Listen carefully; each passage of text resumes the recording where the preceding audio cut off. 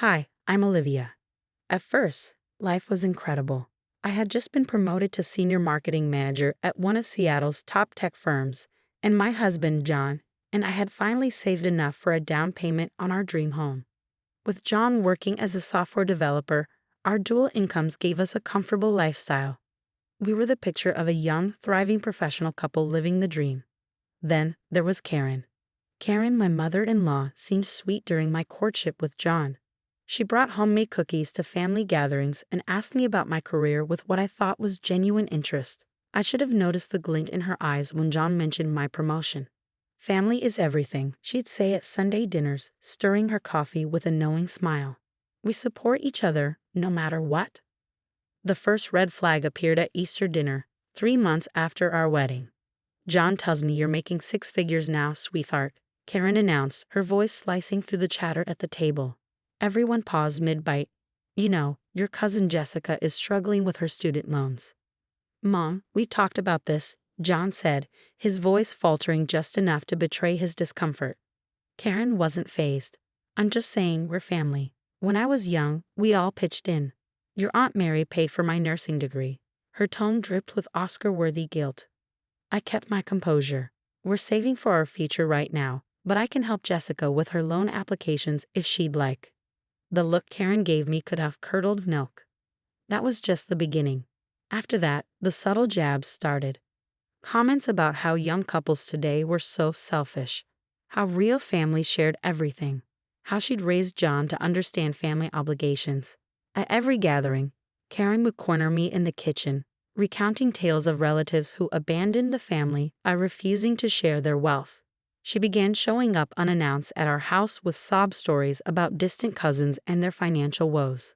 The breaking point came last week. Karen called a family meeting at her house. When John and I arrived, we found not just Karen but all three of John's siblings and their spouses seated and solemn. Olivia, dear, Karen began, holding a neatly typed sheet of paper. I've calculated everyone's contributions to the family fund based on their incomes. Your monthly share would be $3,000. I stared at her, dumbfounded. Excuse me? It's for the family emergency fund, she explained, her voice as sweet as syrup. Everyone contributes based on their income. Then, with that sugar-coated smile, John's already agreed. I turned to John, but he couldn't meet my eyes. That's when I realized this wasn't just Karen meddling. It was her attempt to control our lives through money. The car ride home was painfully silent. John opened his mouth a few times as if to say something, but no words came out. Finally, he spoke. Maybe Mom has a point about family obligations. I nearly swerved off the road. Are you serious? $3,000 a month for a fund we've never even heard of. You don't understand, he said, his tone defensive. This is how we've always done things. Mom managed all our finances growing up. She knows what she's doing. That was just the start. Within days, the whispers began. John's sister, Emma, called, her voice dripping with concern. Everyone's worried about you, Olivia. Karen says you've been hoarding money while family members are struggling.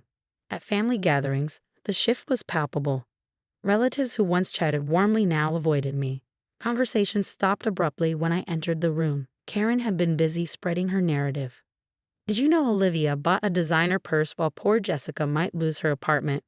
I overheard Karen telling John's Aunt Beth at a barbecue. For the record, the designer purse was a $50 clearance find, and Jessica's apartment troubles were news to me. John grew more distant with each passing day. Mom says you're tearing the family apart with your selfishness, he said one evening over dinner before retreating to his home office, but Karen had made a mistake. She'd grown too confident in her web of control. During one of her infamous kitchen corner ambushes, cousin Amy pulled me aside, her eyes darting nervously. Be careful, Olivia, she whispered. Karen did this to my mom years ago. Convinced her to hand over her inheritance for the family fund. Mom never saw a penny of it again. That revelation was my tipping point. I started dating, and what I uncovered painted a chilling picture. Uncle Pete's failed business, Karen had managed his startup funds.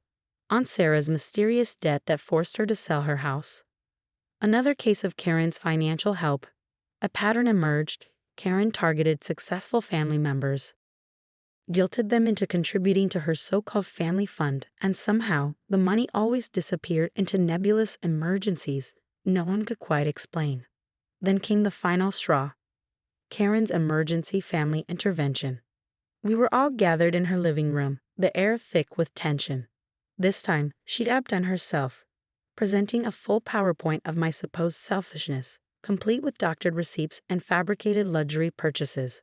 "We're here because we're worried about Olivia's impact on this family's unity," Karen declared, clicking through slides. John sat next to her, avoiding my gaze, his silence cutting deeper than any accusation. I stood, my hands steady but my voice sharp. "Before we continue, I have some questions about the family fund's previous distributions." Karen's confident demeanor flickered for the first time. "That's not relevant, oh." "Actually, it is." I turned to Uncle Pete. "Would you like to share what happened to your startup investment?" The room erupted into chaos. Karen screeched about disloyalty, while John tried to hush me, but the damage was done. I saw it, a spark of recognition in several family members' eyes. The first crack in Karen's carefully constructed facade. And I wasn't done yet. Amy's tip about her mom's inheritance had been just the beginning. I hired a private investigator, the best $3,000 I'd ever spent. What I uncovered was staggering. Karen's family fund was a black hole of debt and deceit. Maxed out credit cards, remortgaged houses, and personal loans taken out in various family members' names. She told my mom that money went to cousin David's medical bills, Amy whispered one night, her hands trembling as we pored over the documents on my kitchen table. David never had surgery. I started a group chat, carefully adding family members I suspected were Karen's victims. The stories poured in. She convinced me to co-sign a loan for her investment property. Aunt Sarah revealed. There was no property. My business didn't fail, Uncle Pete confessed. She drained the accounts she managed for me. Meanwhile, Karen escalated her harassment. She began showing up at my office, cornering me in the parking lot. "You ungrateful little snake," she hissed one morning, her face twisted with rage. "I'll make sure everyone knows what you really are." I recorded everything. When John stumbled upon my investigation files, his reaction was explosive. Not at Karen, but at me. "How dare you investigate my mother?" he shouted. "She's done everything for this family. She's stealing from everyone, John. Look at the evidence." "I want a divorce," he said coldly. "Mom was right. You were never really family." I didn't cry. Something inside me had been bracing for this moment. "Okay, John. But before you go, you might want to check your credit report. Your mom opened 3 cards in your name last year." He called me a liar and stormed out, straight to Karen's house, of course. But I wasn't done. At a company charity gala, Karen made her boldest move yet, crashing the event and telling my CEO that I'd been embezzling family money. I let her talk. Then, during my scheduled presentation, I stepped up to the podium. "Since we're discussing financial responsibility," I began, clicking to my first slide, "let's talk about the real numbers." The screen filled with evidence. Karen's debt schemes, forged signatures, fraudulent loans. Videos of her threats played on a loop. "You're ruining my family," Karen shrieked, lunging for the podium. Security held her back as she spiraled into a tirade about ungrateful children and family loyalty. In the stunned silence that followed, 3 of my coworkers came forward, admitting Karen had contacted them too, trying to spread her lies. Phase 1 of Karen's takedown was complete. The real reckoning came at the Thompson family reunion. Normally a potluck filled with forced smiles, this year I brought receipts, literally. Before we start the usual festivities, I announced, standing at the front of the community center, "We need to discuss what happened to the family fund." Karen's face turned ashen as I projected bank statements, loan documents, and credit reports onto the screen. Years of her financial abuse laid bare in black and white. The room fell silent as I walked through each scheme. Jessica's non-existent student loans, David's fake medical bills, Amy's mom's stolen inheritance. That money was meant for family emergencies. Karen tried to interject, but Aunt Sarah was the first to rise. "Like the emergency where you took my house down payment and blamed it on bad investments?" Her voice shook with restrained anger. "I lost my dream home because of you, Karen." The room was silent, the weight of her words hanging heavy. Then Uncle Pete stood. "My business didn't fail because of me. It was because you drained the accounts I trusted you to manage." Cousin David was next, his face pale. What surgery? I never had surgery. You told everyone I needed money for medical bills. One by one, they stood, each revelation hitting like a thunderbolt. Years of Karen's manipulation unraveled in mere minutes, each new betrayal stripping her power away. You all agreed to help. Karen's voice rose hysterically, her composure slipping. Tell them, John. Tell them how this family works. But John wasn't defending her this time. He was staring at the credit report in his hands, his face ashen. It showed $87,000 in loans he'd never taken out, each one bearing his mother's perfectly forged signature. Mom, how could you? His voice was barely a whisper. Karen's face twisted, her mask finally cracking. Everything I did was for this family, she shrieked, lunging for the laptop and knocking over chairs in the process.